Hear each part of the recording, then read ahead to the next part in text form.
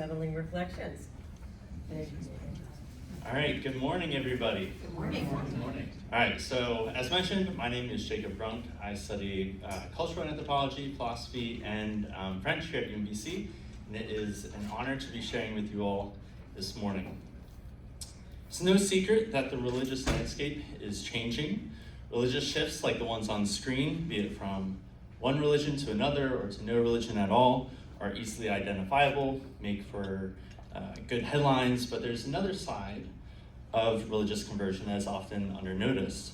I'm referring to the less dramatic forms of a conversion that takes place within the broader umbrella of one religion. Namely, when an individual converts from one tradition or expression to another tradition or expression within that same religion. For example, from Protestant Christianity to Catholic Christianity, from Sunni Islam to Sufi Islam. And it is this phenomenon of intertradition religious conversion that I want to understand. So this morning, first, I want to overview how I pursue this question through the field of anthropology. Second, based on my findings, I would like to propose a new framework for understanding intertradition religious conversion. It holds that conversion arises following a disorienting encounter with familiar and internalized religious symbols operating under an unfamiliar symbol system. And third, I would like to demonstrate the utility of this framework by showing how it was used to analyze my data. So in anthropology, our chief tool of inquiry is ethnographic research. This is when an anthropologist goes with an open mind and spends time among a particular cultural group, an ethnos. The advantage of the ethnographic approach is that it centers the articulated perspectives and lived experiences of those whom we seek to understand. How did I do this? Well, first, my Anthropology of Religion course, I decided to go to the Basilica of the National Shrine of the Immaculate Conception. A mouthful, yes, I know. There I analyzed how the Catholic ethos, namely its claim to be the true and universal church, was symbolically articulated through its art and architecture. I did so while coming alongside pilgrims from the Diocese of Richmond and spoke with both worshipers and seminarians. In my Anthropology 480 capstone course, I studied why people converted from Protestantism to Catholicism, focusing on external factors and the reasons given by converts themselves. So accordingly, I spent time with Catholic converts, attended a new members course, attended Mass.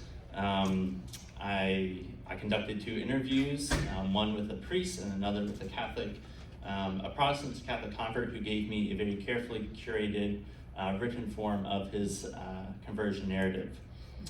Then finally, with Dr. Bambi Chapin as my mentor, I did an anthropology independent study where I revisited my capstone project, but this time I returned to the realm of theory and used the lenses of psychological anthropology and the anthropology of self to understand intertradition religious conversion. So to do that, first, I turned to the field of semiotics, the study of symbols and how they are used to create and articulate meaning. I read semiotician Massimo Leone's work, Religious Conversion and Identity. There he explores how symbols with contradictory meanings were used to express both the convert's pre-conversion self and their post-conversion self-concept, providing both continuity and disjuncture, stability and upheaval. In Medusa's Hair, an essay on personal symbols and religious experience, anthropologist Ganath Obesekra took a psychoanalytical approach to show how female Hindu mystics appropriated matted hair as a personal symbol that both carries a cultural repertoire of religious meanings and is also imbued with new meanings belonging to the particular individual, namely their past traumas. As Dr. Chapin and I discussed these works and our own experiences, a new model for understanding intertradition religious conversion emerged, which I then used to analyze the previously mentioned written conversion narrative of my interviewee. And it is here in this narrative that I want to anchor my talk today. I will refer to my interlocutor under the pseudonym Matt. Matt grew up Episcopal, which is a form of Protestant Christianity that bears superficial resemblance to Catholicism, but is generally more theologically liberal. He drifted away from the faith, but in college he had a spiritual reawakening in evangelical Protestant Christianity. He became a leader in the evangelical world and moved to Maryland and started a large evangelical church. However, he became increasingly dissatisfied and left the church he founded. He was still very much Christian, this was core to his identity, but something just wasn't clicking. Simultaneously, he was exposed to Catholics, converts, and in particular Catholic moral and theological teachings. After a few crucial turning points, he eventually joined the Catholic Church. As he understood it, he was not rejecting his Christian identity, but stepping into what he saw as a fuller, more complete expression of it. In his own words, quote, "In entering the Catholic Church, I've come to appreciate how I'm becoming more evangelical, not less." For me, I want to understand how Matt negotiated his self-concept, as well as the internal processes at play at the moment when the other tradition, in this case Catholicism, awoke within him. And then this is where my proposed model comes into play. So there are 3 preliminary building blocks to this theory. First of these is the concept of symbols. So anthropologically speaking, a symbol is anything which represents something else or bears a cultural meaning beyond its strict literal meaning. It is a representation that appeals to a greater cachet of cultural meanings, histories, and impressions. For example, a cross is a symbol of Jesus, and paradoxical triumph, the papacy of Christ, the church, tradition, and authority. The Bible, a symbol of divine authority used to legitimize a preacher's teachings. Icons are symbols, saints are symbols. Even theological terms and concepts can themselves be symbols meant to shorthand a whole corpus of complex conceptual data. Like words in a sentence, symbols are strung together to create narratives and hierarchies of meaning. Second, symbols are used to construct the self. As creatures who exist in this world, we gradually develop a sense of who we are and what we are, both as a thing which is somehow connected, yet differentiated from the world around us, and as a thing which persists across time. One of the chief ways we develop this self-consciousness as a unique, persistent thing is through symbols. If your grade school experience was anything like mine, you would have had to make a personalized name tag that represented you. So if you're a child, what do you grasp onto? Well, if you're anything like me, you appeal to your hobbies and your interests. So I drew a cross, a soccer ball, a dinosaur, and a fish. And I felt that this assemblage of symbols distinguished me as a thing in this world distinct from my peers. Likewise, religious symbols, even entire systems, can be powerful tools in the construction of our self-concept. We internalize religious symbols and feel that they are a part of us. They are in us, and in some sense, they make us who we are. And because religious symbols are powerful and persist, even having a life of their own outside of ourselves, they provide us with a way to anchor ourselves across time. Third, expectations of disorientation and divine encounter. Generally speaking, at least within the Abrahamic tradition, there's often an expectation that for us finite, sinful creatures to directly encounter a transcendent, all-holy, so totally other God, we ought to be profoundly disoriented, perhaps unsettled and terrified. Such an epiphany would leave a person shaken, confused, and without sufficient categories to make sense of what they just encountered. A divine reality that supersedes, transcends, and is more real than the reality of the mundane, is both disturbing and enchanting, dreadful and magical, disorienting, yet somehow a source of peace and rightness. With these 3 building blocks in mind, suppose this here is the self-concept of a religiously minded person. As you can see, it's a complex web of symbols in relation and hierarchy that make up who they are. And you'll notice that a significant portion of the self is their religious tradition, that's in the blue, which proposes to them a series of relations and hierarchies of symbols and their corresponding concepts. These are familiar symbols that have been integrated into the self-concept according to a familiar symbol system, that is, according to their native religious tradition. Now, Imagine for a moment what would happen if the person were to suddenly encounter familiar symbols operating under a different unfamiliar symbol system, an unsettling reflection. The individual can become disoriented as they encounter the familiar yet strange. As I see it, there are two responses that can follow. On the one hand, the individual may be unsettled so as to provoke discomfort and a visceral reaction against it. Sacred symbols are seen as bastardized in the alternative, heretical, blasphemous system of relations and hierarchies, and the possibility of conversion is foreclosed for the time being. Alternatively, the experience of disorientation intersects with the expectation that encounter with the divine ought to be disorienting. Thus, the encounter is not met with repulsion, but rather a sense of mystification and enchantment, an encounter with the divine and super real. Symbols integral to their self-concept, which themselves may have faded into the background of a seemingly mundane system, are suddenly elevated and come alive as they are seen in new light. That is, new ways of relating and structuring these symbols and concepts. Things which were already known and integrated into the self-concept behave and are perceived differently.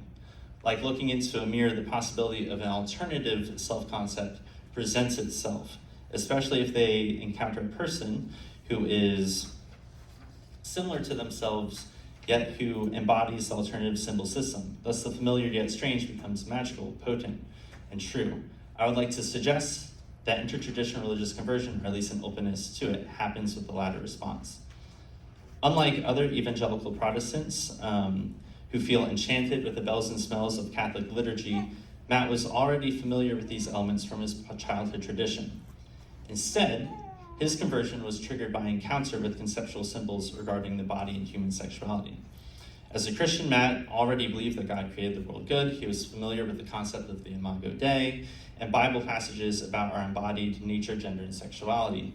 These were familiar conceptual symbols, but something changed when he encountered the Catholic teaching on these topics, which together is known as the theology of the body. In Matt's own words, Pope John Paul's 129 addresses on why we have a body painted the most wondrously beautiful picture. I was enchanted. Matt encountered familiar symbols operating under a different system of symbolic relationships. Ideas and concepts relate to each other in new ways. He was blown away, disoriented, mystified. He could have seen the familiar yet strange and reacted viscerally against it, abnormal, heretical, blasphemous. But he didn't. Instead, he was enchanted and things began to click. His previously familiar symbols suddenly became enlivened, transfigured, super real, divine. They were put into a holy frame. New, disorienting, awesome, inspiring, beautiful, and crucially for his conversion, true. As Matt put it, his encounter with this unsettling reflection was, quote, the real game changer and what made me begin to consider converting to the Roman Catholic Church. In closing, after years of studying the topic of intertraditional religious conversion, I would like to suggest that when the religious self, having already internalized the symbols of their faith tradition, encounters those symbols operating under a different system of symbolic relationships, that is, a different tradition, a sense of disorientation arises. This unsettling encounter can provoke the ardent rejection of the other tradition, or this liminal unsettling reflection can feel enchanting, potent, and super real. The possibility of conversion follows from the latter response. I believe this framework offers fertile insights into the phenomenon of intertraditional religious conversion and beyond. Thank you.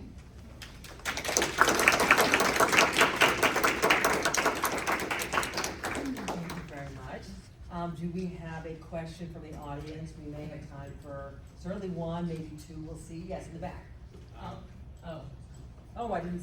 Yes, go ahead. I was wondering. So super cool. Thank you for the talk. I was wondering if you could say a little bit more about the relationship between concepts and symbols. You sort of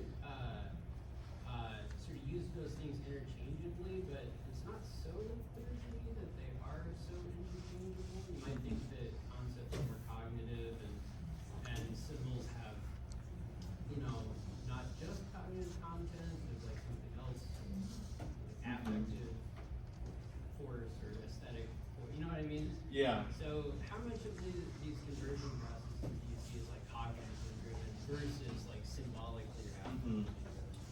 Well, I think some of it, I think for the second part, I think some of it is cognitive, like especially my capstone project, I focused more on the reasonings and sort of what that was. I think what I was trying to parse out was more the experiential, because I think a lot of how we engage like religiously or just allow life decisions, there's a higher degree of intuition and impressions that we're operating on rather than strict rationality. So I think that was what I was trying to work through and piece together. As to symbols and concepts and that being differentiated, I think there is a degree of permeability. I think there's like a sense in which symbols can evoke like a whole lot of different concepts at once. So for example, St. Francis of Assisi, like if I think about him, you know, suddenly I'm hit with the tranquility of nature and thinking about poverty and simplicity and the theological tradition and people who have come after him and some of those concepts too. But it's all embodied in the symbol of Francis of Assisi, for example. Okay, I have a question. Unbuilt. Oh, you're out of time? If we, Siskin here, no, the next person is not here yet, quickly TJ, okay?